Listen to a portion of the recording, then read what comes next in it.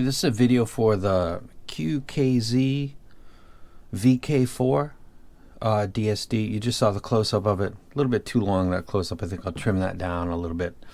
I'll make this. These are not on the same level as the B-lawns.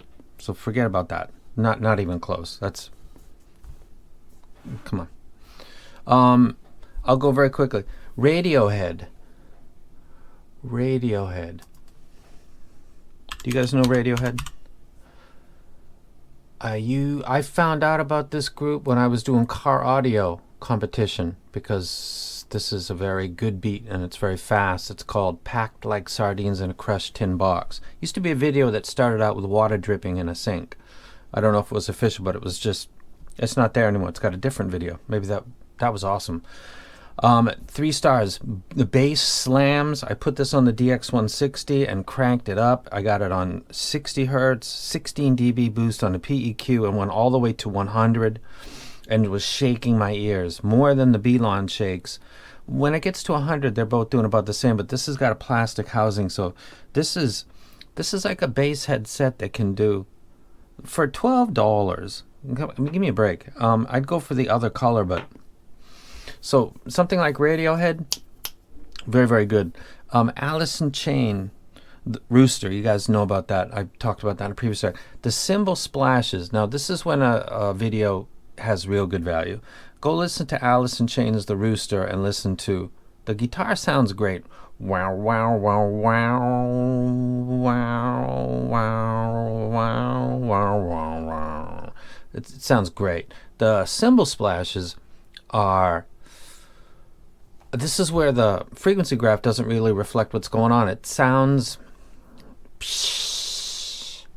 a good example of a crash versus a splash. A splash being drop in the water, and the rings that just lives too long. A crash, it happens, it's done, it's over. Like, that's what a cymbal is supposed to do. It's not supposed to last forever. Cymbals sound way too much. Alice in Chains, Rooster, go listen to the cymbals. Black Sabbath, Ozzy's vocal is immediately noticeable that it's very loud. It's kind of odd in a way. 235.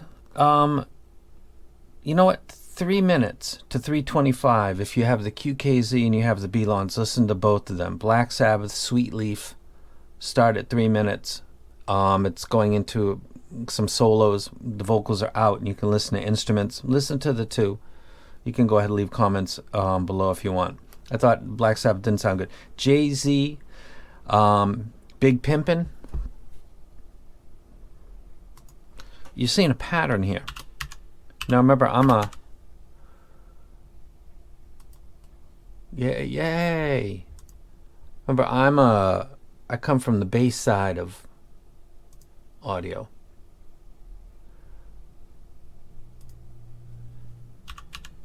J. Big Pimpin'.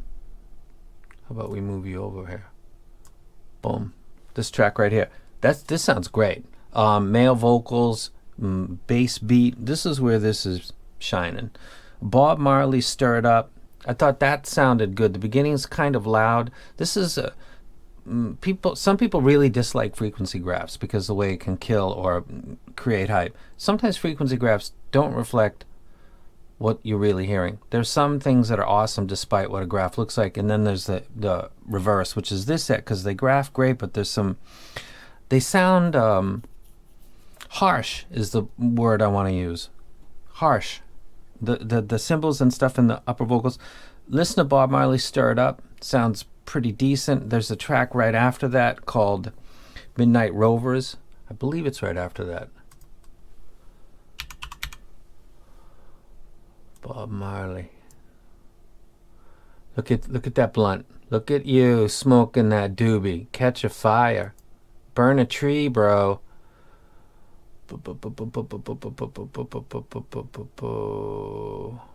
Stir It Up. Not this one right here. Midnight Ravers. Listen to that track. That'll rip your head off. I'm not going to bash the set because it costs $13 and it will hit super hard. I can take a DX160, put 16 dB at 60 hertz by a PEQ, and this will take it. It won't crinkle, it won't crunkle, it will take the bass. And if I wanted to drop everything else except that, I could just make a straight like car. These are awesome for their price. They're one of the better KZ. I believe this is a KZ sub-brand. They're not on the level of the Belons. Not even. It's like that's like a gag. That's seriously like a gag to me. While I'm on this,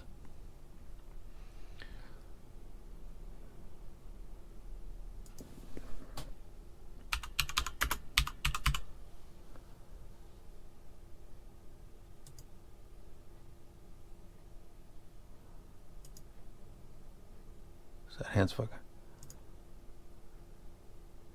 This is the K-Bear Diamond, and this is the Tin Hi-Fi T4. I told you guys I'm sensitive to 4K. That is a screaming banshee. The bass doesn't sound as big as that looks. Again, a graph not really reflecting what you hear. I would say that the mids on this K-Bear Diamond are better than on this set. These just have a lo-fi sound to them. So again, Radiohead, Pack Like Sardines sounded dope. Alice in Chains, cymbals really bad. Really bad? Not great. Black Sabbath, Ozzy's loud as soon as he comes in on Sweet Leaf. Listen to 3 minutes to 3:35 and compare that with the Belon and listen to the cymbal splashes and everything else. And you don't think that sounds a little, the harmonics sound a little off with that? Again, this is $12, $13, so that's cool. This is only $35, but there's a clear audible difference. Big Pimpin' Jay-Z, cool. Can totally dig that. Bob Marley, Stirred Up, boom, boom, boom, boom. That starts good. His vocals don't sound too loud.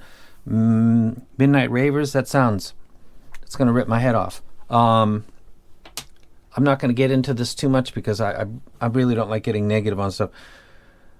There's a gray version. Would I recommend you get this? If you want a beater set that you don't care if you lost it, but you want to get... This kind of fatigued me. Just doing these songs made me tired. That's it. And it's people talk about brittle. Thin, brittle mids. Have you ever heard that term? This is what that is. While these are musical and organic in the mids, these are thin and brittle. If you ever wanted to know what that is, A and B, these two right here, because that's what that is. And I'll go ahead and let you guys go. Do I wreck it? I do actually, because it's $13. And get your hands on stuff that's hyped so that you can kind of gauge whose taste is closer to yours than others. Because when you step up into more expensive items, you'll maybe have a better level of confidence for or against one or the other, myself or anybody else. People that said this is good, I would agree with them. People that said this is better than the Belon, with what music specifically? In the comment section, go ahead. But you guys see what I listen to, so it's kind of pointless. If it's in my library and you see it, I guess that would have value. But if it's not something I listen to, then and you do, well, enjoy. And how's that Led Zeppelin thing? I'm putting that up there. It's going to go right over there. And then I have a tour poster that's going to go over there. And then here, something special. Haven't decided yet, though.